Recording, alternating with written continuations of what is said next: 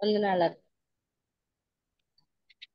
అందరికీ వందనాలు. ప్రభు పేరట దేవుని కృపను బట్టి మళ్ళీ మనము ఈ వారం కలవడానికి ప్రభు ఇచ్చిన కృపను బట్టి దేవునికి స్తోత్రాలు.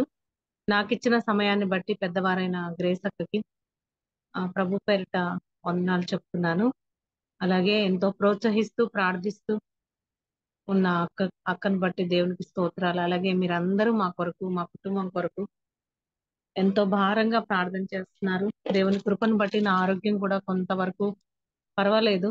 ఇంకా సంపూర్ణ ఆరోగ్యం కొరకు మీరు ప్రార్థిస్తున్నందుకు మీకు కూడా ప్రభు పేరిట వందనాలు. అలాగే మనం వాక్య భాగంలోనికి మనం వద్దాం. రోమా పత్రిక 11వ అధ్యాయము. రోమా పత్రిక 11వ అధ్యాయము ఆఖరిలో మనమున్నాం.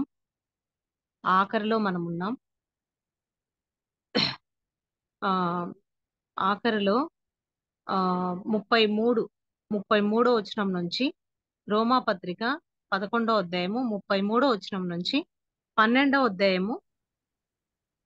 అధ్యాయము 8 వచనాల వరకు చదవాల్సిందిగా 8 వచనాల వరకు చదవాల్సిందిగా ప్రభు పేరిట మనం చేస్తున్నాను. ఎవరైనా ఒకరు చదవండి. Romans chapter 11 verse from 33 and 12th chapter 1st to 8th verse. ఆహా, దేవుని బుద్ధి జ్ఞానముల బాహుల్యము ఎంతో గంభీరము. ఆయన తీర్పులు శోధింపనెంతో అసఖ్యములు. ఆయన మార్గములెంతో అగమ్యములు. ప్రభువు మనస్సును ఎరిగిన వాడెవడు? ఆయనకు ఆలోచన చెప్పిన వాడెవడు? ముందుగా ఆయనకిచ్చి ప్రతిఫలం పొందగలవాడెవడు? ఆయన మూలమునను ఆయన ద్వారాను ఆయన నిమిత్తమును సమస్తము కలిగి ఉన్నవి. యుగయుగములు వరకు ఆయనకు మహిమ కలుగునుగాక. ఆమేన్. కాబట్టి సహోదరులారా, పరిశుద్ధమును దేవునికి అనుకూలమునైన సజీవ యాగముగా మీ శరీరములను ఆయనకు సమర్పించుకొనుడని దేవుని వాత్సల్యమును బట్టి మిమ్మును బతిమాలుకొనుచున్నాను. ఇట్టి సేవ మీకు యుక్తమైనది. మీరు ఈ లోక మర్యాదను అనుసరింపక ఉత్తమమును అనుకూలమును సంపూర్ణమునయ్యున్న దేవుని చిత్తమేదో పరీక్షించి తెలుసుకొనున్నట్లు మీ మనస్సు మారి నూతన మగుట వలన రూపాంతరం పొందుడి. తన్ను తాను ఎంచుకొనదగిన దానికంటే ఎక్కువగా ఎంచుకొనక, దేవుడు ఒక్కొక్కరికి విభజించి ఇచ్చిన విశ్వాస పరిమాణ ప్రకారము తాను స్వస్థ బుద్ధి గలవాడొగుటకై తగిన రీతిగా తన్ను ఎంచుకొనవలనని నాకు అనుగ్రహింపబడిన కృపను బట్టి మీలోనున్న ప్రతివానితోనూ చెప్పుచున్నాను. ఒక్క శరీరంలో మనకు అనేక అవయవములుండినను ఈ అవయవములన్నిటికీ ఒక్కటే పని ఎలాగూ ఉండదో, అలాగే అనేకులమైన మనము క్రీస్తులో ఒక్క శరీరముగా ఉండి ఒకనికొకరము ప్రత్యేకముగా అవయవములమై ఉన్నాము. మనకు అనుగ్రహింపబడిన కృప చొప్పున వెవ్వేరు కృపావరములు కలిగిన వారమై ఉన్నాము గనుక ప్రవచన వరమైతే విశ్వాస పరిమాణము చొప్పున ప్రవచింతము, పరిచర్య అయితే పరిచర్యలోను, బోధించువాడైతే బోధించుటలోను, హెచ్చరించువాడైతే హెచ్చరించుటలోను పని కలిగి ఉందము. పంచిపెట్టువాడు శుద్ధ మనస్సుతోనూ, పై విచారణ చేయువాడు జాగ్రత్తతోనూ, కరుణించువాడు సంతోషముతోనూ పని జరిగింపవలెను. మీ ప్రేమ నిష్కపటమైనదై ఉండవలెను. చెడ్డదానిని అసహించుకుని. చాలు సిస్టర్, థ్యాంక్ యూ.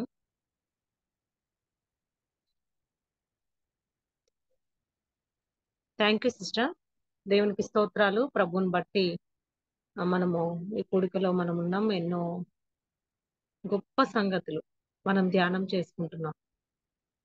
ఇక్కడ మనము రోమా పత్రికలో మనం ఎన్నో విషయాలు మనం నేర్చుకుంటూ వస్తున్నాం.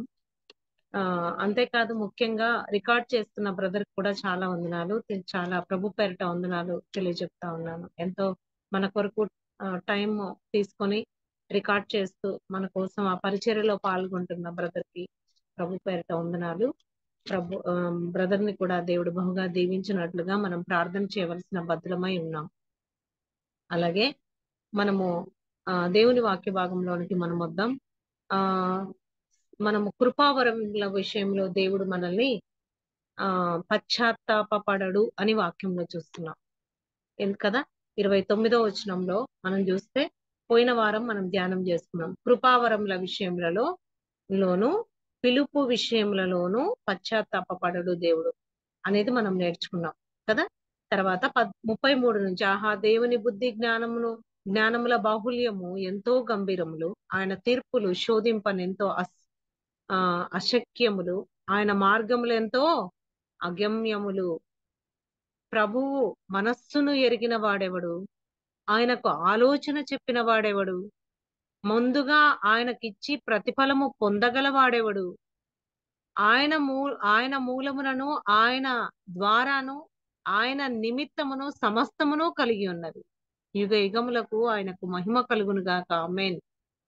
చిన్న ప్రార్థన చేసుకుందాం. ప్రభు సహాయం నిమిత్తమై పరిశుద్ధ జీవంగల దేవా స్తోత్రాలు. ఇంతవరకు మాతో ఉండి దేవా పాటల ద్వారా ప్రార్థనలో నీ బిడ్డలను నడిపించారయ్యా, మీకు స్తోత్రాలు. ఈ సమయంలో ఈ వాక్య భాగమును మా కొరకు ఇచ్చారు. ఈ వాక్య భాగమును చెప్పుటకు నేను చాలిన దాన్ని కాదు, యోగ్యమైన దాన్ని కాదు ప్రభా. నన్ను మరుగు చేయము నాయన, మీరే కనబడండి నాయన. మీ యొక్క దేవా జ్ఞానమును శోధించుట అసాధ్యమయ్యా. దేవా మీ జ్ఞానము ఎంతో గొప్పది నాయన, అది వివరించలేము ప్రభా. నీ మాట చెప్పుటకు కూడా నేను యోగ్యురాలిని కాదు ప్రభా. నేను మానవురాలిని ప్రభా, నువ్వు దేవుడవు తండ్రి. దేవా నన్ను మరుగు చేయము. నీ పరిశుద్ధాత్మ నడిపింపుకు నన్ను నేను మీ చేతికి అప్పచెప్తున్నాను. ఇదిగో ప్రభా, నీ బిడ్డలందరూ ప్రభా వారి పనులు పక్కన పెట్టి దేవా నీ వాక్యము కొరకు దేవా మరి దుప్పి నీటి వాగుల కొరకు ఆశపడినట్లు నీ బిడ్డలు ఉన్నారు. దేవా మా అందరము ఉన్నాం ప్రభా, మా అందరితో మాట్లాడము తండ్రి. ఏ బిడ్డ ఏ కష్టంలో ఏ బాధలో ఉందో మీరు చూస్తున్నారు, కనికరిస్తున్నారు. జవాబు ఇవ్వబోతున్నందుకు మీకు స్తోత్రాలు చెల్లిస్తున్నాం.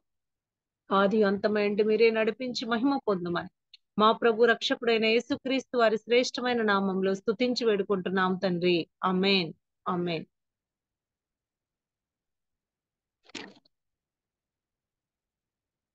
నిజంగా దేవుడు మనకు కృపావరాలు ఏవేవి ఇచ్చాడో వాటిని వివరిస్తూ వస్తున్నాడు. కింది భాగంలో ఏ కృపావరాలు ఇచ్చాడు? పిలుపు విషయంలోను పశ్చాత్తాపపడు. ఏలైనగా దేవుడు తన కృపావరముల విషయములలోను పిలుపు విషయంలోను పశ్చాత్తాపపడడు. అంటే ఆయన కాంప్రమైజ్ అవ్వడు, పశ్చాత్తాపపడడు కదా. దేవుని కృపావరాలు మనకి ఏవేవి ఇచ్చాడు, ఏ మనసు ఇచ్చాడు, ఏ ఆలోచనలు మనకిచ్చాడు అనేవి పర్సనల్ గా ప్రతి ఒక్కరికి తెలుసు. ఏ మనసు ఇచ్చాడు, ఏ పనులలో జ్ఞానం ఇచ్చాడు దేవుడు మనకి, ఎవరెవరితో మాట్లాడే జ్ఞానం ఇచ్చాడు, వాటిని మనం నిర్లక్ష్యం చేస్తున్నామా అనేది మనం పిలుపు విషయంలో కృపావరాల విషయంలో మనం జాగ్రత్తగా మనం ఆలోచించవలసిన బద్దులమై ఉన్నాం. ఎందుకంటే మన ప్రభు పశ్చాత్తాపపడడు. మనల్ని ఏర్పాటు చేసుకొని మనల్ని రక్షించుకోవడమే గొప్ప దేవుడు కదా. పాపులమై ఉండగా మనల్ని రక్షించుకున్నాడు, శత్రువులమై ఉండగా మనల్ని ప్రేమించాడు, దూరస్థులమై ఉండగా మన సమీపానికి వచ్చాడు కదా. నిజంగా ఘోర పాపులమై ఉండగా పరిశుద్ధుడైన ప్రభు మనల్ని ఆయన బిడ్డలుగా చేసుకున్నాడు. ఆయన రక్తం ఇచ్చి కొనుక్కున్నాడు. ఆయన నరకం నుంచి మనల్ని తప్పించాడు. అంత గొప్ప భాగ్యం మనకి ఇచ్చిన తర్వాత కూడా మళ్ళీ మనకు కృపావరాలు ఇస్తున్నాడు అంటే ఆయన కృప ఎంత గొప్పదండి. ఏ యోగ్యత లేని మనల్ని ఆయన ప్రేమిస్తున్నాడంటే ఆయన కృప ఎంత గొప్పది కదా, ఎంత గొప్పది కదా. నిజంగా మనం చూస్తా ఉన్నాం ఎంత ప్రేమ ఆయన పట్ల కదా. ఎంతో జ్ఞానవంతులు ఉన్నారు, మనకంటే ఆరోగ్యవంతులు ఉన్నారు, మనకంటే జ్ఞానం గలవారు ఉన్నారు, ఎంతో గొప్ప ఐశ్వర్యం గలవారు ఉన్నారు. పనికి రాని మనల్ని రక్షించుకోవడమే గొప్ప. మళ్ళీ మనకి దేవుడు తెలివిచ్చాడు, జ్ఞానం ఇచ్చాడు. కొన్ని పనులు మనకు వచ్చేటట్టు కొన్ని పనులలో జ్ఞానం ఇచ్చాడు దేవుడు, మాటల్లో జ్ఞానం ఇచ్చాడు దేవుడు, పాటలు పాడే జ్ఞానం ఇచ్చాడు దేవుడు కదా. అలాంటివి ఏవే ఉన్నాయి అనేది కొన్నిసార్లు మనం ఆలోచించుకున్నట్లయితే ఎవరికి వారు మనం పరీక్షించుకుందాం. నాకు నేను పరీక్షించుకుంటా, మీకు మీరు ప్రతి ఒక్కరూ. కొంతమంది చక్కగా పలకరించే కృపావరం ఇస్తాడు దేవుడు, చక్కగా పలకరిస్తారు, స్మైలింగ్ ఫేస్ తో పలకరిస్తారు కొంతమంది. ఆ స్మైలింగ్ ఫేస్ తో చిరునవ్వుతో పలకరిస్తారు కొంతమంది. చర్చికి వెళ్తే ఆ చిరునవ్వుతో పలకరించే ఆ ఆప్యాయతను, అయ్యో నాకు బయట ఎవరు ఇంత ఆప్యాయతతో పలకరించరే, నాకు మందిరానికి వస్తే సంఘానికి వస్తే కదా లేదా నేను ఈ సహవాసంలో ఉన్నప్పుడు ఎంత ప్రేమగా నాతో మాట్లాడుతున్నారు. నా కష్టమంతా పోతుంది. నా కష్టాన్ని నేను మర్చిపోగలుగుతున్నాను అనుకుంటారు. మన మన ఎదుట ఉన్నవారు కదా! మళ్ళీ మనకి ఏ కృపావరం ఇచ్చాడు. కొంతమందికి పలకరించే కృపావరం. కొంతమందికి ప్రేమ చూపే కృపావరం. కొంతమందికి ఆదరించే కృపావరం. "ఏమ్మా నీ మొహం అలా ఉంది. ఏం ఆరోగ్యం బాలేదా? ఏమ్మా కష్టంగా ఉందా? పర్వాలేదు నేనెవరితో చెప్పను. నేను పర్సనల్‌గా నేను ప్రార్థన చేస్తాను. ఏం కాదు. నువ్వు దేవునికి దూరం అవ్వకు. దేవుని సన్నిధికి రామ్మా. ప్రభు సహాయం చేస్తాడు" అని మనము ఆదరించే పిలుపు, ఆదరించే మనసు, ప్రేమించే మనస్సు, దయ చూపే మనస్సు కదా! అలాంటి మనస్సు మనము అలాంటివన్నీ కృపావరాలే. పాట వాక్యం చెప్తేనే కృపావరం కాదు కదా! వాక్యం చెప్తేనే కృపావరం కాదు. అవన్నీ కృపావరాలే కదా! కొంతమందికి సోషల్‌గా సహాయం చేసే మనస్సు. కొంతమందికి దేవుడు డబ్బులిచ్చాడు. కొంతమందికి అంటే కష్టంలో ఎంతో ఆహ్, ఎంతో ఇబ్బందిలో ఉన్నవారుంటారు. పూర్తిగా అంటే దానికి అలవాటు పడి ఇంకా ఏ అలవాటు పడిన వారు కాదు. ఎంతో నిస్సహాయతలో ఉన్నవారు. కదా! అలా సోషల్‌గా మనం హెల్ప్ చేసేటప్పుడు కొంచెం జాగ్రత్తగా కూడా ఉండాలి. జ్ఞానంతో, వివేకంతో మనం ప్రవర్తించాలి. ఎందుకంటే దానికి కూడా వాళ్ళని అలవాటుగా మార్చకూడదు. ఎందుకంటే వాళ్ళు నష్టపోతారు. ఇంకా ఇంకా ఇంకా మేమేమి చేయనక్కర్లేదు అని అందులో అలవాటు పడిపోయి దేవునిలో అంటే దేవుని బిడ్డలుగా ఉంటారు కానీ ఆత్మీయతలో ఆ లోటు కలిగి ఉంటారు. సోమరితనం వచ్చేస్తది. సోమరితనం అంటే పని చేస్తుంటారు కానీ ఒక ఆత్మీయ సోమరితనం వచ్చేస్తది. అందులో కూడా మనం మెలకువగా ఉండాలి అని దేవుడు చెప్తున్నాడు. మనం చేసే ప్రతిదీ కూడా నిష్కపటమైన మనసుతో చేయాలి అని వాక్యం చెప్తుంది. కదా! నిష్కపటమైన మనసుతో చేయాలి. ఎక్కడుంది? రోమాపత్రిక 12:10లో 12:9 వచనంలో ఈ వాక్యం ఉంది. రోమాపత్రిక 12:9 మీ ప్రేమ నిష్కపటమైనదై ఉండవలెను. ఎలా ఉండాలి? నిష్కపటం. అబ్బా! వాళ్ళంతా తక్కువోళ్ళు గాబట్టి నేను హెల్ప్ చేస్తున్నా. నాకు చాలా ఉంది. ఆ! నాకు చాలా ఉంది. ఆ! వాళ్ళు వాళ్ళని చిన్న చూపుతో సహాయం చేయడం. అలాంటి మనసు కాదు. అందుకే మనం అపోస్తల కార్యంలో మనం చూసుకున్నాం గదా! ఆహ్, భేదాలు వస్తున్నాయని చెప్పేసి అపోస్తల కార్యములు 7 అధ్యాయంలో మనం జూస్తే కొంతమందిని పరిచర్య చేయుట కొరకు ఏర్పాటు చేశాడు పేతురు. ఏర్పాటు చేశాడు. అందులో స్టెఫన్ ఉన్నాడని మనం చూస్తాం. కదా! అందులో స్టెఫన్‌ను మనం చూస్తాం. అది మనం ధ్యానం జేసుకున్నాం. ఎక్కడ ధ్యానం చేసుకున్నాం? అపోస్తల కార్యముల గ్రంథంలో, అపోస్తల కార్యములలో పత్రికలో మనం ధ్యానం చేసుకున్నాం. 6 అధ్యాయంలో మనం జ్ఞాపకం చేసుకున్నాం. 6 అధ్యాయంలో కదా! ఎక్కువ మంది అవుతా ఉన్నప్పుడు, ఆ పరిచర్య విస్తరిస్తా ఉన్నప్పుడు ఆ! ఆహ్, కొంతమందిని తక్కువ వారిని తక్కువగా చూడ్డం, ధనవంతులను ఎక్కువగా చూడ్డం, లేదంటే వాళ్ళు బాగా ఉన్నారు, వాళ్ళు ఉన్నతంగా ఉన్నారు, అదిగో వాళ్ళు హై లెవెల్‌లో ఉన్నారు అనే చూపుతో చూడ్డం. ఆ! తర్వాత లేని వాళ్ళని ఏదో ఇస్తున్నారు కానీ, చేస్తున్నారు, సహాయం చేస్తున్నట్టే కనబడుతుంది గానీ, వాళ్ళని చిన్న చూపుతో, వాళ్ళని తక్కువగా ఊహించుకుంటూ చేస్తున్నారు. భేదాలు చూపిస్తున్నారు. కొంచెం బాగా ఉన్న వాళ్ళకి ముందు అరేంజ్ చేయడం. వాళ్ళు పర్వాలేదులే, వాళ్ళు తక్కువోళ్ళులే, వాళ్ళకేమి లేదు గదా! అది క్యాస్ట్ పరంగా కావచ్చు, డబ్బు పరంగా కావచ్చు, విద్యా పరంగా కావచ్చు. కదా! కొంత బయటికి కనపడడానికి బట్టలు బాగా వేసుకున్నట్టు, ఉన్నట్టు కావచ్చు. వేరియేషన్ అంటే భేదాలు చూపించడం. ఆ మనసు కాదు. మనం ఏది చేసినా అందుకే వాక్యంలో మనం చూస్తాం. మీరు చేయు పనులన్నీయు ప్రేమతో చేయుడు. మీరు చేయు పనులన్నీ ప్రేమతో చేయండి. మీ సహనము సకల జనులకు తెలియబడనియండి. ఒకవేళ వాళ్ళకంటే నువ్వు ఉన్నతంగా ఉండొచ్చు. నీ జ్ఞానం ఉన్నతంగా ఉండొచ్చు. నీ జ్ఞా నీ యొక్క స్టేటస్ ఉన్నతంగా ఉండొచ్చు. కానీ నువ్వు వాళ్ళ స్టేజ్‌లోకి వెళ్ళిపోయిన మనసు రావాలి నీకు. వాళ్ళ స్టేజ్‌లో ఉన్న మనసు నీలో ఉండి చేయాల. అది ప్రేమ. అందుకే ఎలా ఉండాలి? కృపావరముల విషయంలో, పిలుపు విషయంలో ఆయన పశ్చాత్తాప పడడు. నువ్వు చేస్తున్నావు కరెక్టే. కొంతమంది దేవుడు ఇచ్చినా నిర్లక్ష్యం చేస్తున్నాడు. ఆ కృపా వరాలను నిర్లక్ష్యం చేస్తున్నారు కొంతమంది. కొంతమంది చేస్తున్నారు కానీ ఆ కృపా వరాలలో సరి అయిన స్వచ్ఛత లేదు. స్వచ్ఛత లేదు. భేదాలుగా చూస్తున్నారు. అందుకే ఏమని చెప్తున్నాడు దేవుడు? ఇది పరిశుద్ధాత్మ దేవుడు మనతో మాట్లాడుతున్నాడు. తొమ్మిదో తొమ్మిదో వచనంలో, మీ ప్రేమ నిష్కపటమైనదై ఉండవలను, దాన్ని అసహించుకొని మంచి దానిని హత్తుకొని ఉండుడి. కదా, సహోదర ప్రేమ విషయంలో ఒకనియందు ఒకడు అనురాగము గలవారై, ఘనత విషయంలో ఒకనినొకడు గొప్పగా ఎంచుకొనుడి. Note this point. ఏమంటున్నాడు?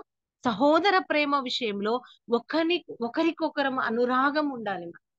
వాళ్ళలో లోపాలు ఉండొచ్చు, వాళ్ళలో బలహీనతలు ఉండొచ్చు, కానీ వాళ్ళని క్షమించే వారంగా మనం ఉండాలి. వాళ్ళ లోపాలను హైలైట్ చేసి వాళ్ళని చెడ్డ చేసే విధంగా ఇంకొకరితో మాట్లాడి అది మళ్ళీ వాళ్ళకి హెల్ప్ చేస్తున్నట్టు ఉండి, అది కాదు ప్రేమ. నిష్కపటంగా ఉండాలి. ఒకరికొకరం అనురాగంగా ఉండాలి. వాళ్ళ తప్పులను క్షమించాలి. అలాగే చెడ్డ దానిని అసహించుకోవాలి. వాళ్ళ తప్పులు మనము చేయకూడదు.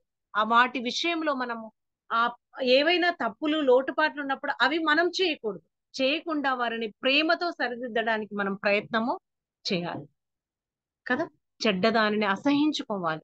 వాళ్ళు మాట్లాడే మాటలే మనము మాట్లాడకూడదు. కదా, వాళ్ళు మాట్లాడుతున్నా మనం అలా చేస్తున్నప్పుడు వారి జీవిత అలవాట్లను బట్టి, వాళ్ళ కుటుంబ వాతావరణాన్ని బట్టి, వాళ్ళు పెరిగిన విధానాన్ని బట్టి కొన్ని సందర్భాల్లో వాళ్ళ మాటలు మారవు. వాళ్ళ మాటలు ప్రభువుని నమ్ముకున్న తర్వాత కూడా వాళ్ళ మాటలు అలాగే వస్తూ ఉంటాయి. కానీ మన మాటలు వాళ్ళ మాటలను మార్చే విధంగా ఉండాలి. వాళ్ళ మాటలతో మనం కూడా కలిపేయకూడదు. చెడ్డ క్రియలు కానీ, చెడ్డ అలవాట్లు కానీ, చెడ్డ మాటలు కానీ అలాంటివి అసహించుకొని మనం మంచిగా మాట్లాడాలి. అసహించుకున్నట్టు వాళ్ళ మీద అసహ్యపడకూడదు. ఆ క్రియలు మనం చేయడానికి అసహ్యపడాలి. అలా అనుకుంటే ప్రభువు ఏమంటాడు? ఒకరికొకరు అనురాగం గలవారై ఉండుడి అని చెప్పడు కదా. కదా, అనురాగం చూపించండి. కదా, అనురాగం గలవారై ఘనత విషయంలో ఒకరినొకడు గొప్పగా ఎంచుకోండి. మీకంటే నేను గొప్ప కాదు, నాకు బాగొస్తది, నేను అనే మాట మనం మర్చిపోవాలి. ఇప్పుడు వాళ్ళలో లోపం కనపడుతున్న వాళ్ళని మనం హెచ్చించి వాళ్ళని వాళ్ళని తగ్గించి మాట్లాడకూడదు. వాళ్ళని హెచ్చించి వాళ్ళ లోపాలు మనం ఎత్తి పొడిసి బాధపడే విధంగా మాట్లాడకూడదు. ప్రేమ అంటే అది. ఒకరికొకరం గొప్పగా ఎంచుకోవాలి. మనం గొప్పగా ఎంచుతూ, అందుకే పౌలు రాసిన పత్రికల్లో మనం ధ్యానం చేస్తూ వస్తున్నాం.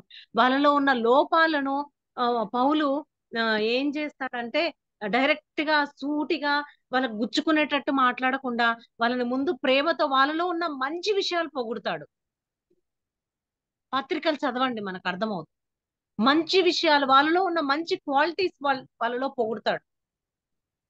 ఏథెన్సుకు వెళ్ళినప్పుడు వాళ్ళలో అన్ని విగ్రహాలతో నిండి ఉండింది ఆ పట్టణం. చూసి పౌలు ఆత్మ పరితాపం అయిపోయింది. కానీ వాళ్ళని చూడు, మీరు ఇలాంటి వారే అని పౌలులో వేదన ఉన్నా కూడా ఆ ప్రేమ, నిష్కపటమైన ఆ ప్రేమ వాళ్ళని గొప్పగా మాట్లాడేలా చేసింది. ఏమన్నాడు కదా, ఇవన్నీ చూస్తున్నాను కానీ మీరు ఎంతో భక్తి గలవారని నేను అనుకుంటున్నాను. ఎందుకంటే తెలియని దేవుడు అని రాయబడింది ఒక దాంట్లో. ఆ దేవుడికి కూడా మీరు పూజిస్తున్నారు. ఆ తెలియని దేవుని కోసమే నేను చెప్పడానికి వచ్చాను. మీరు ఎంత భక్తి గలవారని పొగుడుతూ మాట్లాడతారు. ముందే వాళ్ళ లోపాలను ఎత్తి చూపించి మాట్లాడితే మన మాట వాళ్ళు లక్ష్య పెట్టరు. మన మాట యాక్సెప్ట్ చేయరు. మనల్ని ఇంకా మన మీద కోపం ఎక్కువ అవుతుంది వాళ్ళకి. సరి చేసుకోకపోగా ఇంకా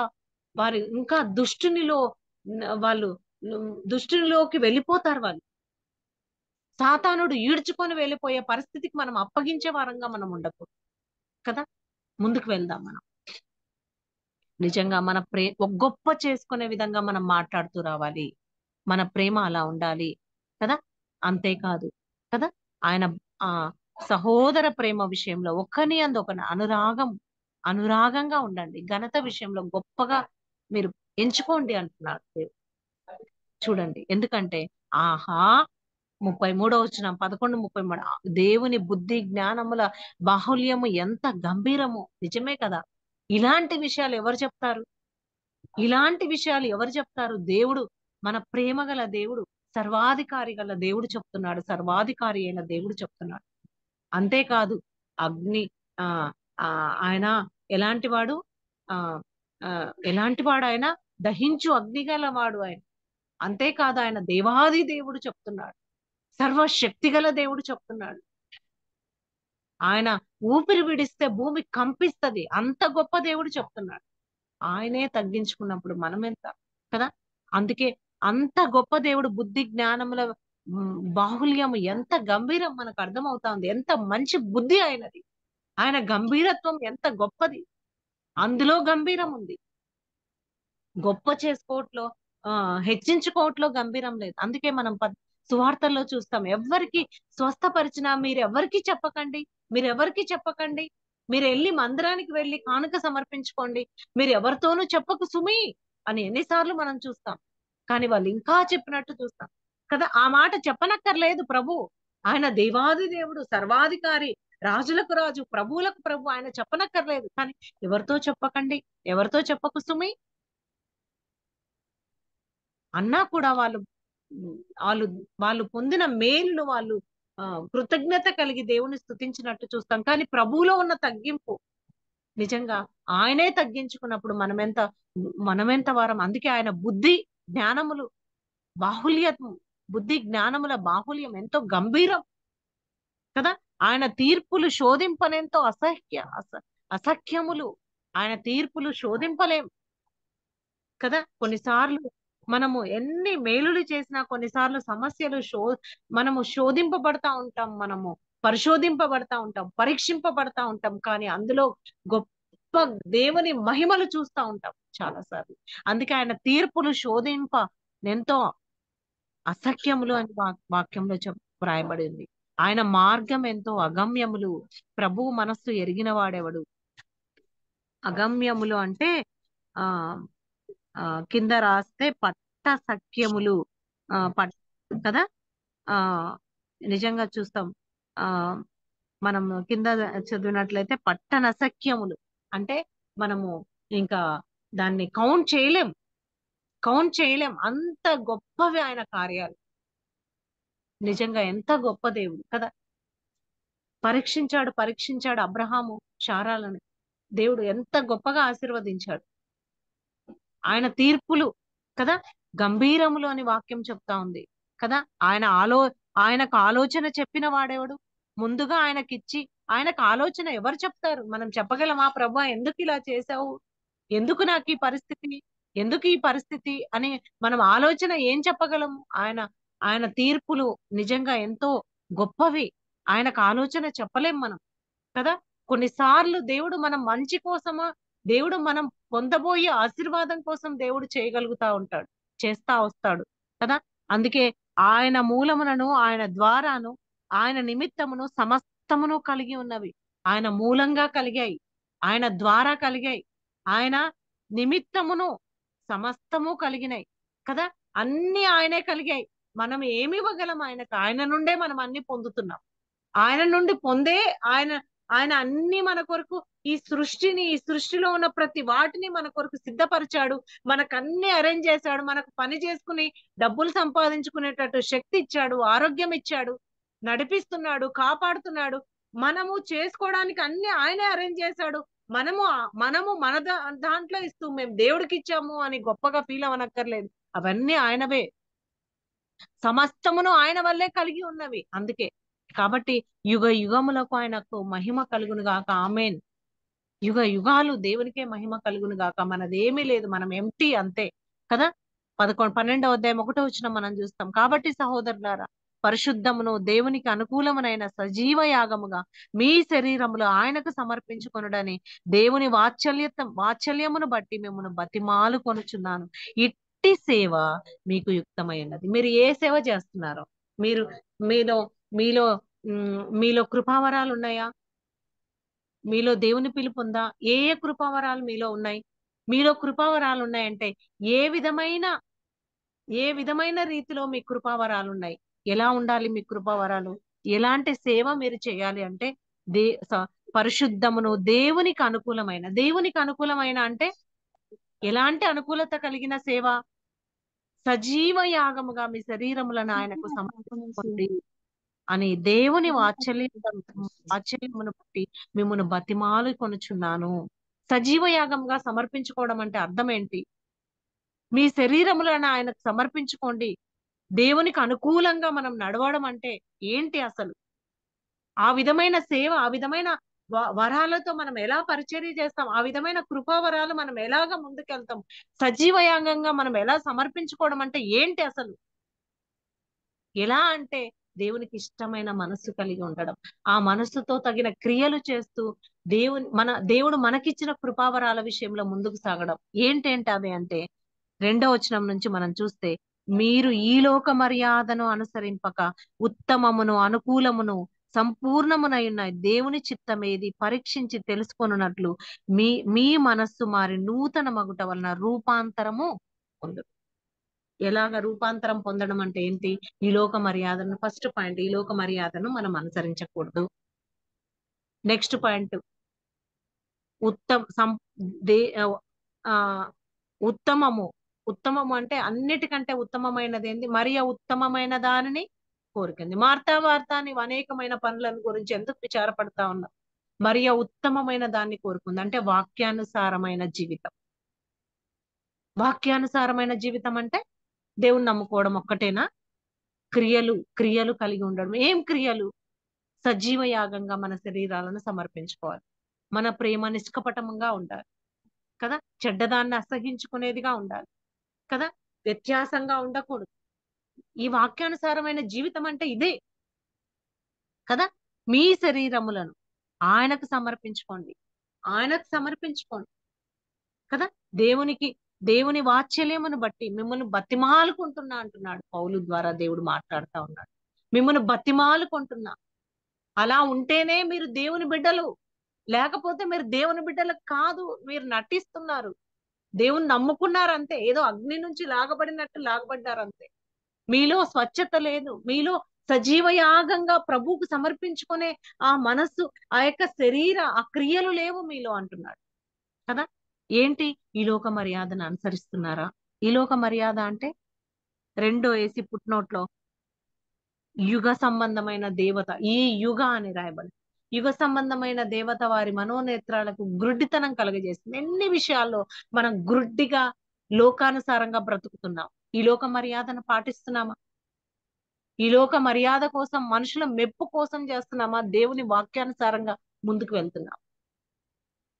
మనుషులు కొన్నిసార్లు మనము మనుషుల మెప్పు కోసం చేస్తాం. ఏదో ఘనత కోసం చేస్తాం. యేసు ప్రభు ఈ భూమి మీద ఉన్నప్పుడు మనుషులు ఘనపరచాలని, మనుషులు మెప్పు పొందాలని అందరిలో సూచక క్రియలు ఆయన చేయలేదు. ఆయన యందు విశ్వాసం ఉంచుట కొరకు కొన్ని చేశాడు. మన యందు విశ్వాసం ఉంచుట కోసం మనం చేయడానికి మనమెంత గొప్పవాళ్ళం? దేవుడు మనలో ఇస్తేనే చేయగలము. దేవుడు చేస్తేనే మన వల్ల అవుతది. మన చేత ఏమవుతది కదా. ఈ లోక మర్యాదను అనుసరింపకూడదు మనం. ఉత్తమంగా ఉండాలి. ఉత్తమమైనది వాక్యానుసారమైన జీవితం ఉండాలి. అనుకూలంగా ఉండాలి మనం కదా. అనుకూలంగా ఉండాలి. మనము రివర్స్ గా ఉండకూడదు. కఠినంగా ఉండకూడదు. అనుకూలంగా ఉండాలి మనం. కఠినంగా ఉంటున్నామా? ఎన్ని విషయాల్లో మనుషుల్ని కఠినంగా మనం మనుషుల విషయంలో ఉంటున్నాం. మన ఎదుట ఉన్న వారి విషయంలో అనుకూలంగా ప్రవర్తిస్తున్నామా? ఉత్తమమును, అనుకూలమును, సంపూర్ణమునైన దేవుని చిత్తం ఏదో పరీక్షించి తెలుసుకొనున్నట్లు దేవుని చిత్తాన్ని పరీక్షించండి. దేవుని చిత్తం ఏది? కొన్నిసార్లు మీకు తెలియట్లేదు, మనకు తెలియట్లేదు. మనం దేవుని చిత్తాన్ని ఎలా కనుక్కోవాలి? ప్రార్థన చేసుకోవాలి, వాక్యం చదువుకోవాలి. దేవుడు మనతో మాట్లాడతాడు. ఏది కరెక్ట్ కాదని వాక్యము మనము మన హృదయంలో భద్రపరుచుకొని మనం ముందుకు వెళ్ళినప్పుడు వాక్యమే మన పాదములకు దీపం. అంటే మనం చీకట్లో వెళ్తా ఉంటే ఏమి కనపడదు, కానీ దీపం ఉంటే రోడ్డు కరెక్ట్ గా కనపడుతుంది. అట్లే వాక్యం అనే దీపంలో మనం నడవవలసిన వారంగా మనం ఉన్నాం అనేది మనం జ్ఞాపకం చేసుకోవలసిన బద్దులమై ఉన్నాం. కాబట్టి సజీవ యాగంగా మనం సమర్పించుకొని రూపాంతరం పొందుదాం. రూపాంతరం పొందుదాం. యేసుక్రీస్తు కొండ మీద రూపాంతరం పొందినప్పుడు ఎలా ఉన్నాడు? ఎలా ఉన్నాడు? పేతురును సారీ, పేతురు, యోహాను, యాకోబును తీసుకొని వెళ్తాడు. రూపాంతరం పొందినప్పుడు ఆయన ఎలా కనబడతా ఉన్నాడు? ఎంతో వెలుగు, చూడలేనంత వెలుగు లోకి వెళ్ళిపోయాడు. తెరువబడిన ఆకాశం వచ్చింది. రూపాంతరం పొందాడు అని మనం చూస్తాం. మత్తయి సువార్తలో మనం చూస్తాం కదా. రూపాంతరం పొందాడు. ఏ కొండకు తీసుకొని వెళ్ళి రూపాంతరం పొందినట్టుగా ఆయన వెలుగు చూడలేనంత మారిపోయాడు ఆయన. మనల్ని చూసినప్పుడు కూడా అయ్యో, వీళ్ళలో ప్రత్యేకత ఉంది, వీళ్ళు దేవుని బిడ్డలు, అదిగో వాళ్ళలా వీరు లేరు, వాళ్ళ మాటల్లా వీరివి లేవు, వాళ్ళ క్రియల్లా వీరివి లేవు, వాళ్ళ మాట తీరు వీళ్ళ మాట తీరుకు వేరు, వాళ్ళ ప్రేమకు వీళ్ళ ప్రేమకు వ్యత్యాసంగా ఉంది, వాళ్ళ ప్రేమలో, లోకంలో ఉన్న వారి ప్రేమలో స్వార్థం ఉంది, హెచ్చించుకునే స్వభావం ఉంది, ఏదో మనుషులు చూడడం కోసం చేసే స్వభావం ఉంది. కానీ వీళ్ళలో అది లేదు. వీళ్ళు చేస్తుంటే ఒక స్వచ్ఛత కనబడుతుంది, ఒక ప్రేమ కనబడుతుంది, ఒక నిష్కపటమైన మనసు కనబడుతుంది, ఒక స్వార్థం లేదు, గొప్పగా ఫీల్ అవ్వడం లేదు. ప్రభువుని వాక్యాన్ని కనపరుస్తున్నారు. ఇది దేవుని ప్రేమ. ఇదిగో వాళ్ళతో మాట్లాడుతుంటే నాకు నెమ్మది వస్తుంది, శాంతి సమాధానం వస్తుంది అనేది ఎదుటి వారు గ్రహించగలగాలి. అదే రూపాంతరం పొందడం. మన మనం మనం మొహం మార్చుకొని ప్రేమగా లేకుండా కదా, మొహం ఎట్లనో పెట్టుకొని సమాధానంగా లేకుండా మనం మాట్లాడామనుకోండి, ఎదుటి వాళ్ళకి అది కనబడుతుందా? రూపాంతరం కనబడుతుందా? మనసులో ఏదో పెట్టుకొని మనం మాట్లాడుతా ఉన్నాం అనుకోండి, దేవుని కోసం ఏదో బలవంతంగా నేను పలకరించాలి కదా, మాట్లాడాలి కదా, వందనాలు చెప్పాలి కదా, ఏదో చెయ్యాలి కదా అని బలవంతంగా దేవుని వాక్యానికి లోబడుతున్నా, నాకైతే నిజంగా లేదు, అంత బాధ పెట్టారు నన్ను, సో ఎదురు అవసరత వచ్చింది, ఎదురు పడ్డారు, దేవుని వాక్యానికి లోబడి పలకరిస్తున్నా, అది కాదు. మనస్ఫూర్తిగా నిష్కపటంగా క్షమించి మనం పలకరించిన వాళ్ళు లెక్క చేయకపోతే దేవుడు చూసుకుంటాడు. మన చిరునవ్వు ఎదుటి వారిని నువ్వు చేసే పనులు మన చిరునవ్వు ఎదుటి వారిని బాగుపరిచే విధంగా ఉండాలి. ఒకవేళ వాళ్ళు బాగుపడకపోతే మనం జవాబుదారులం కాదు, ప్రభు చూసుకుంటాడు. అందుకే రూపాంతరం పొందిన జీవితం, రూపాంతరం పొందిన క్రియలు, రూపాంతరం పొందిన విధంగా మనం కనబడుతున్నామా? సజీవ యాగంగా మనం సమర్పించుకున్నట్టు, మన శరీరాలను దేవుని కొరకు సమర్పించుకున్నట్టు. అంటే ఎలాగా? 3వ వచనం నుంచి మనం చూస్తే, తన్ను తాను ఎంచుకొనదాగిన దానికంటే ఎక్కువగా ఎంచుకొనదా. తన్ను తాను ఎంచుకున్న దానికంటే ఎక్కువగా మనం ఎంచుకోకూడదు. మనం ఎక్కువగా ఎంచుకొనక దేవుడు ఒక్కొక్కరికి విభజించి ఇచ్చిన విశ్వాస పరిణామ ప్రకారం తాను స్వస్థ బుద్ధి గలవాడగుటకై తగిన రీతిగా తన్ను ఎంచుకొనవలనని నాకు అనుగ్రహింపబడిన కృపను బట్టి మీలో ఉన్న ప్రతి వానితోనూ చెప్పుచున్నాను అంటున్నాడు పౌలు. నాకు అనుగ్రహించిన కృపను బట్టి దేవుడు ఈ కృప ఇచ్చాడు నాకు, ఇదిగో ఇది చెప్పమని నాకు చెప్పాడు, ఈ కృప నాకు ఇచ్చాడు, ఇది నేను మీకు చెప్తున్నా, బతిమాలుతున్నా అంటున్నాడు. ఏదో నాకు దేవుడు ఇచ్చేసాడు, ఇదిగో మీకు అందరికి చెప్పేస్తున్నా, ఇదిగో నాకు దేవుడు అంత గొప్పగా మాట్లాడాడు, నేను ఎంత టోన్ని అన్నట్టు మాట్లాడలే. మిమ్మల్ని బతిమాలుతున్నా, రిక్వెస్ట్ చేస్తున్నా కదా. హెచ్చింపు లేదు పౌలు యొక్క మాటల్లో. చూడండి ఎంత మాదిరికరంగా ఉందో. మిమ్మల్ని బతిమాలుకుంటున్నా అంటున్నాడు కదా. మనల్ని మనం ఎంచుకున్న దానికంటే ఎక్కువగా ఎంచుకోకూడదు, అసలు ఎక్కువగా మనం అనుకోకూడదు. దేవుడు ఒక్కొక్కరికి విభజించి ఇచ్చిన విశ్వాస పరిణామ ప్రకారము మనకు దేవుడు ఏమిచ్చాడో, మన విశ్వాస పరిణామానికి దేవుడు ఏ పని మనకిచ్చాడు, ఏ ఏ జ్ఞానం మనకిచ్చాడు, ఏ తెలివి మనకిచ్చాడు, ఏ అలవాట్లు మనకిచ్చాడు, ఆ అలవాట్లు ఎలా ఉండాలి? అలవాట్లు ఎలా ఉండాలి? తగిన రీతిగా ఎలా ఉండాలి? స్వస్థ బుద్ధి గల వారగుటకై తగిన రీతిగా తన్ను ఎంచుకోవాలి. తగిన రీతిగా అందులో డంబం ఉండకూడదు, అందులో స్వార్థం ఉండకూడదు, అందులో తగ్గింపు ఉండాలి కదా. ఇక్కడ మనం చూసుకున్నట్లయితే ఆ కృపను బట్టి మీలో ఉన్న ప్రతి వానితోనూ చెప్పుచున్నాను. ప్రతి వానితో చెప్తున్నా. నీవు నేను అందరితో దేవుడు మాట్లాడుతున్నాడు. ప్రతి వారితో నేను చెప్తున్నాను అంటున్నాడు. పౌలే అంటాడు ఇంకొక దగ్గర, నన్ను నేను నలగొట్టుకుంటున్నాను మీకు చెప్పి నేను వెనకబడిపోతానేమో అని నన్ను నేను నలగొట్టుకుంటున్నాను అంటాడు కదా. మనం ఎలా ఉన్నాం, మన జీవితం ఎలా ఉంది, మన పరిస్థితి ఎలా ఉంది, మనం గమనించుకుందాం. 4వ వచనం, ఒక్క శరీరములో శరీరంలో మనకు అనేక అవయవములు ఉండినను ఈ అవయవములన్నిటికీ ఒకటే పని ఎలాగ ఉండదో అలాగే అనేకులమైన మనము క్రీస్తులో ఒక్క శరీరముగా ఉండి ఒకరికొకరము ప్రత్యేకమైన అవయములుగా ఉన్నాం. క్రీ సంఘం అంటే క్రీస్తు తల క్రీస్తు, శరీరం అంతా మనమందరం, సంఘంలో ఉన్న మనమందరం ఒక్కొక్కరము ఒక్కొక్క అవయవంగా ఉన్నాం. గుండె పని గుండెదే, కళ్ళ పని కళ్ళదే, ముక్కు పని ముక్కుదే, నోటి పని నోటిదే కదా. నోట్లో తినాలి కదా, నోట్లో తినకుంటే ఏమి, కండ్లల్లో పెడితే తింటే బాగుంటదిలే అని కండ్లలో అన్నం అన్నం పెట్టేస్తే ఎలా ఉంటది, మండుతది. కండ్లల్లో అన్నం పెడితే లోపలికి వెళ్ళిపోతుందా, వెళ్ళిపోదు. అలాగే మనం సంఘంలో ఉన్న మనం ఒక్కొక్కరికి ఒక్కొక్క జ్ఞానం, ఒక్కొక్క తెలివి దేవుడు ఇచ్చాడు. నీకు ఏది ఇచ్చాడో నువ్వు గమనించుకో, ప్రార్థన చేసుకో. నీకు ఏ మనస్సుంది గమనించుకో, పరిశీలించుకో. నీకు ఏ పనిలో దేవుడు జ్ఞానం ఇచ్చాడు, ఆ పని ద్వారా నువ్వు ఇంకొకరిని ఆదరించు, ఇంకొకరిని ప్రభులోకి నడిపించు. నీకు పాటలు పాడే మనసు ఇచ్చాడా, ఇంకా క్లియర్ గా మనం కింద చూస్తాం. నా 6వ వచనం, మనకు అనుగ్రహింపబడిన కృప చొప్పున వేరు కృపావరం గలవారమై ఉన్నాము గనుక ప్రవచన వరమైతే విశ్వాస పరిణామము చొప్పున ప్రవచింతము, పరిచర్య అయితే పరిచర్య. నువ్వు ప్రవచిస్తున్నావా, ప్రవచనం అంటే ఆ ఏదో రేపు జరగబోతుంది అని ఇది చెప్పడం కాదు. ప్రవచనం అంటే వాక్యమే ప్రవచనం.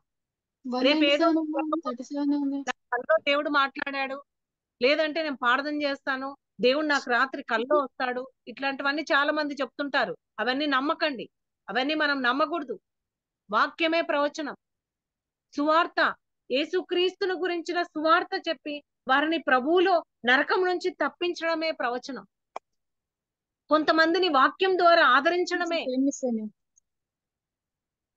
అదే ప్రవచనం. నీకు ప్రవచన వరం ఉందా? ఒకవేళ వాక్యం చెప్పగలిగిన అనుభవం, వాక్యం చెప్పగలిగిన కృపావరం ఉందా? నువ్వు వాక్యం చెప్పు. ఒకవేళ వాక్యం చెప్పడం అంటే స్టేజ్ మీద వాక్యం చెప్పడం, లేదా ఈ విధంగా వాక్యం చెప్పడం అనే కాదు. నువ్వు పర్సనల్ గా ఎవరికి వాక్యం ద్వారా హెచ్చరించినా అది వ్యక్తిగతంగా చేసే పరిచర్య ఇంకా ఇంపార్టెంట్. అది వాళ్ళతో పర్సనల్ గా మాట్లాడినప్పుడు వాళ్ళ మనసులో ఉన్న అభిప్రాయాలు, వాళ్ళ మనసులో ఉన్న ప్రాబ్లమ్స్ ఏవో మనకు అర్థమైతాయి. పర్సనల్ గానే మనం దేవుని వాక్యానుసారంగా హెచ్చరించినప్పుడు వాళ్ళని సరిచేయగలిగే అవకాశం మనకు 100% ఉంటది. కాబట్టి ప్రవచనం అంటే వాక్యానుసారంగా హెచ్చరించే జ్ఞానము, ఆ నడిపింపు, ఆ కృపావరం దేవుడు నీకు ఇచ్చాడా, అది కంటిన్యూ చేయి. వాక్యం ద్వారా ఆదరించు, వాక్యం ద్వారా హెచ్చరించు. దేవుడు చెప్తున్నాడు, నీ విశ్వాస పరిణామం చొప్పున ప్రవచించు. పరిచర్య అయితే నీకు పరిచర్య అనుభవం ఉందా, పరిచర్య లో జ్ఞానం ఉందా, ఆ భారం ఉందా నీకు? ఆ భారం వస్తుందా? నేను దేవుని కోసం నేను తుడవాలి, నేను తుడసాలి, నేను ప్రార్థన చేయాలి, నేను ఫస్ట్ రావాలి, ఇదిగో నేను ఆదరించాలి, లేదా నేను గిన్నెలు కడగాలి, లేదా మందిరం శుభ్రం చేయాలి, ఇదిగో నేను ఇవి చేయాలి, అది చేయాలి, ఈ పని చేయాలి, ఆ పని చేయాలి అనే మనసు నీకు వస్తుందా? ఆ పని చేయి. ఆ భారం నీకు వస్తుందా? అది దేవుడు నీ విశ్వాస పరిణామం చొప్పున దేవుడు ఆ పని నీకు అప్పగించాడు, ఆ వరాలు నీకు అప్పగించాడు, అందులో నువ్వు ముందుకు సాగు. కొందరికి ఇచ్చే విషయంలో దేవుడు వాళ్ళకి సమృద్ధిగా ఇస్తాడు. కొంతమంది దేవుడు కానుకలు ఇవ్వడానికి అందరికీ ఒకే రీతిగా చెప్పాడు, కానీ కొంతమందికి ఇంకా ఎక్కువగా ఇవ్వడానికి దేవుడు కొంతమందికి అనుకూలత చేస్తాడు. ఆ విషయంగా నువ్వు ఉన్నావా? ఆ విషయంలో ముందుకు చేయి. లేదా కొంతమందికి సోషల్ వర్క్ మనం ఇందాక అనుకున్నట్టు ఆ విధంగా నీకు దేవుడు భారం ఇస్తున్నాడా? అది చూపిస్తున్నాడా, నీ కళ్ళ ముందుకు తెస్తున్నాడా, నీ ఎదుటికి తెస్తున్నాడా, అది నువ్వు చూసి చూడనట్టు ఉండకు. దేవుడు నీకు అనుకూలపరిచాడు, నీ ఎదుటికి తెస్తున్నాడు, నీలో ఆ మనసు ఆలోచన వస్తున్నా నువ్వు పక్కన పెట్టకు. దేవుడు కృపావరముల విషయంలో, పిలుపు విషయంలో పశ్చాత్తాపపడడు. గుర్తుపెట్టుకో, పశ్చాత్తాపపడడు. దేవుడు తీసేస్తాడు. అందుకే మొర్దెకై ఎస్తేరుతో అంటాడు, ఎస్తేరు, నిన్ను ఈ స్టేజ్ లో, ఈ పరిస్థితిలో, ఈ ప్లేస్ లో ఎందుకు ఉంచాడో, ఈ స్థలంలో ఎందుకు ఉంచాడో జ్ఞాపకం చేసుకో. నువ్వు పక్కకు తప్పుకుంటే ఇంకొక దిక్కు నుండి యూదులకు సహాయం వస్తది, కానీ నీవును నీ తండ్రి ఇంటి వారును నశించిపోతారు. మనం నష్టపోతాం ప్రియులారా. దేవుడు మనకిచ్చినది నిర్లక్ష్యం చేస్తే మనం నష్టపోతాం. దేవుడు ఇంకొకరికి అవకాశం ఇస్తాడు. వస్తీ నష్టపోయింది. వస్తీ వస్తీ అది ఆ గుణాలు వస్తీలో లేకపోగా దేవుడు వస్తీని పక్కకు తప్పించి ఎస్తేరుకి ఇచ్చాడు. ఎస్తేరు, దేవుడు దేవుడు అప్పగించిన పని ఎస్తేరు చేస్తది. ముందు భయపడిన, హెచ్చరిక వచ్చినప్పుడు చేసింది. ముందు మనకు కూడా భయం వస్తది, చేయలేము అనిపిస్తది, కానీ హెచ్చరిక వచ్చినప్పుడు మనం కూడా లోబడినప్పుడు మేలు పొందుతాం. లోబడకపోతే నష్టపోతాం. నువ్వు నీ ఇంటి వారును. దేవుడు మనకివ్వాల్సిన కొన్ని ఆశీర్వాదాలు మనకివ్వడు అంతే. మన ప్రార్థనలకు కొన్నిట్లకు జవాబు రావంతే. జ్ఞాపకం చేసుకుందాం కదా. కాబట్టి మనకు అనుగ్రహింపబడిన వేర్వేరు కృపావరముల విషయం, కృపావరములు కలిగిన వారమై ఉన్నాము గనక, ప్రవచన వరం అయితే విశ్వాస పరిమాణం చొప్పున ప్రవచింతము, పరిచర్య అయితే పరిచర్యలోను, బోధించువాడైతే బోధించుటలోను, బోధిస్తున్నావా బోధించుటలో, హెచ్చరించువాడైతే హెచ్చరించుటలోను పని కలిగి ఉందము. పని పంచిపెట్టువాడు శుద్ధ మనసుతో, పై విచారణ చేయువాడు జాగ్రత్తతో, కరుణించువాడు సంతోషంతో పని జరిగించాలి. నువ్వు హెచ్చరిస్తున్నావా, అమ్మా ఏమమ్మా చర్చికి రాలేదు, ఏం సిస్టర్ నిన్న ప్రార్థనకి రాలేదు, అడుగు. నువ్వు సేవకులే అడగాల్సిన పని లేదు. దేవుడు నీకు ఆ మనసు ఇచ్చాడు, ఆలోచన ఇచ్చాడు, వెంటనే ప్రొసీడ్ అవ్వు. దేవుడు నీకు ఆ కృపావరం ఇస్తున్నాడని గమనించుకో. దేవుడు నీకు ఒక ఆలోచన ఇస్తున్నాడు అంటే దేవుడు ఆ కృపావరం ఇస్తున్నాడని గమనించుకో. ఆ పని నువ్వు చెయ్యి. దాని ద్వారా నువ్వు, ఏం సిస్టర్ నిన్న రాలేదు, ఏం బాలేదా మీకు అని మాట్లాడు. ఆ హెచ్చరిక ఉండడం వల్ల నువ్వు కొందరిని ప్రభు సన్నిధిలో క్రమపరిచిన దాని అవుతావు. ఒక్కొక్క అవయవము, ఒక వేలు, ఒక బొటన వేలుకు బొటన వేలు పని, చిటికెన వేలుకు చిటికెన వేలు పని కదా. కదా, చెయ్యికి చెయ్యి పని, కాలుకు కాలు పని, చెవుకు చెవు పని. ఏ పని మనము దేవుడు మనకిచ్చాడో అది మనం ముందుకు సాగుతూ చేయవలసిన బద్దులమై ఉన్నాం. కాబట్టి మనం జ్ఞాపకం చేసుకున్నాం ప్రియులారా, మనం ఎలాగున్నాం సజీవ యాగంగా కదా. ఆ రెండవ పేతురు 1:5 మనం చూసుకున్నట్లయితే, రెండవ పేతురు 1:5 చూసుకొని మనం ముగించుకుందాం. రెండవ పేతురు 1:5.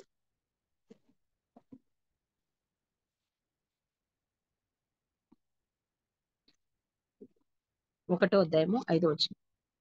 ఈ హేతువు చేతనే మీ మట్టుకు మీరు పరిపూర్ణత గలవారై మీ విశ్వాసమును సద్గుణమునందు జ్ఞానమునందు ఆశా నిగ్రహమును. నీ జ్ఞానం ఉందా, దాంట్లో ఆశా నిగ్రహం కూడా కలిగి ఉంది.